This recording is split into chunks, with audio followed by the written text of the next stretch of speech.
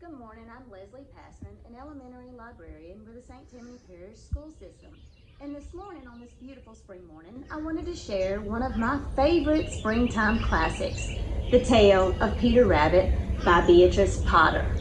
Now this morning in our story, we are going to meet Peter and his brothers. And Peter is a super independent, adventurous young rabbit who decides to not take Mom's advice and venture into the unknown. So this morning we're going to find out if sometimes Mama knows best. The Tale of Peter Rabbit.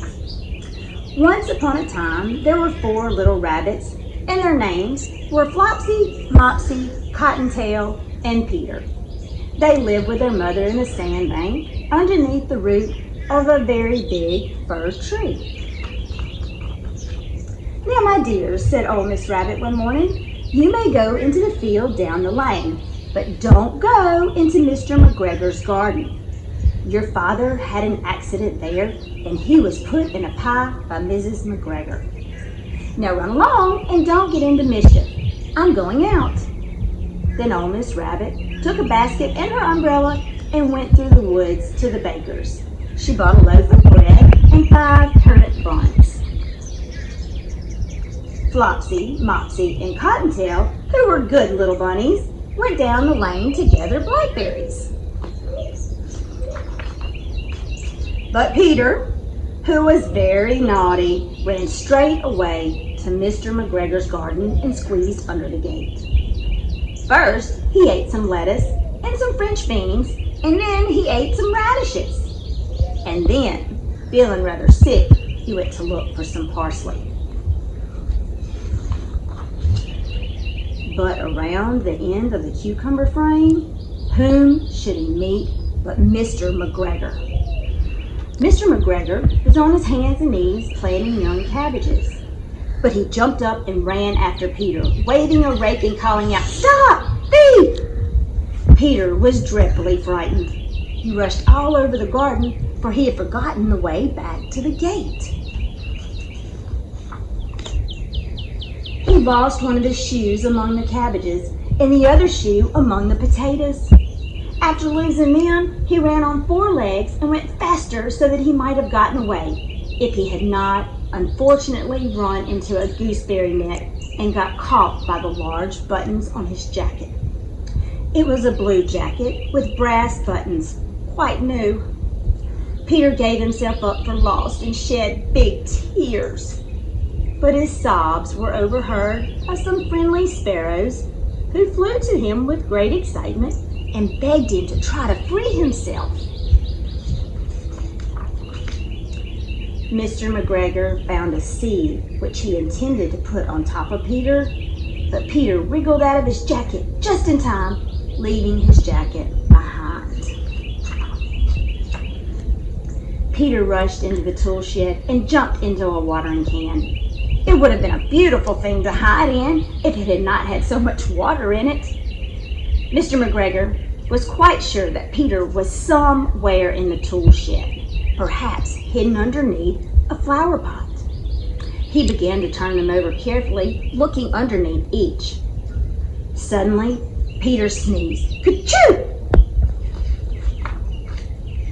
Mr. McGregor was after him in no time. He tried to catch Peter, who jumped out a window, upsetting 3 plants. The window was too small for Mr. McGregor, and he was tired of running after Peter, so he went back to his work. Peter sat down to rest. He was out of breath and trembling with fright. He had no idea which way to go. Also, he was very damp from sitting in that can. After a time, he began to wander about, going lippity-lippity, not very fast, and looking all around. He found a door in a wall, but it was locked, and there was no room for a fat little rabbit to squeeze underneath.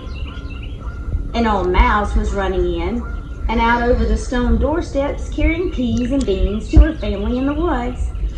Peter asked her the way to the gate, but she had such a large pea in her mouth that she could not answer. She only shook her head at him. Peter began to cry.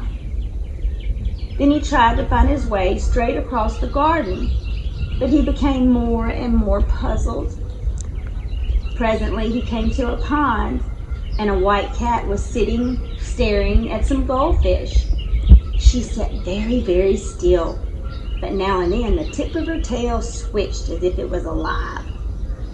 Peter thought it best to go away without speaking to her. He had heard about cats from his cousin, Little Benjamin Bunny. He went back toward the tool shed, but suddenly, quite close to him, he heard the noise of a hoe. Scratch, scratch, scratch, scratch. Peter scuttered underneath the bushes. But soon as nothing happened, he came out and climbed upon the wheelbarrow and peeked over. The first thing he saw was Mr. McGregor hoeing onions. His back was turned towards Peter, and beyond him was the gate.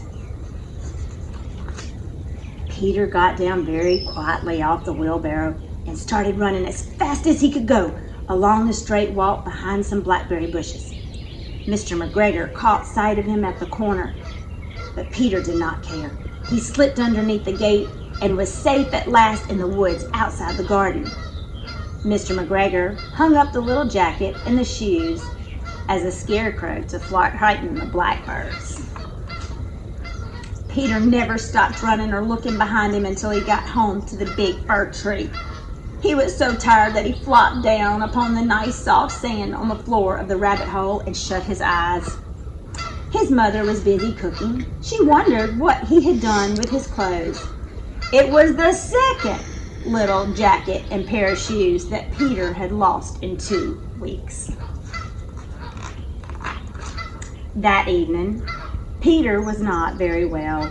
His mother put him to bed and made some chamomile tea. She gave a dose of it to Peter.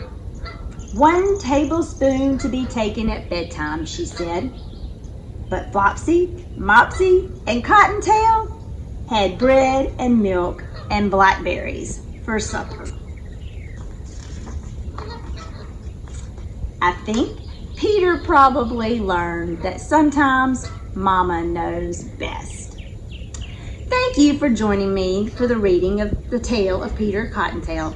Remember to keep watching videos like this so we can keep learning together. You can watch lessons daily on STPPS TV or our website at stpsb.org.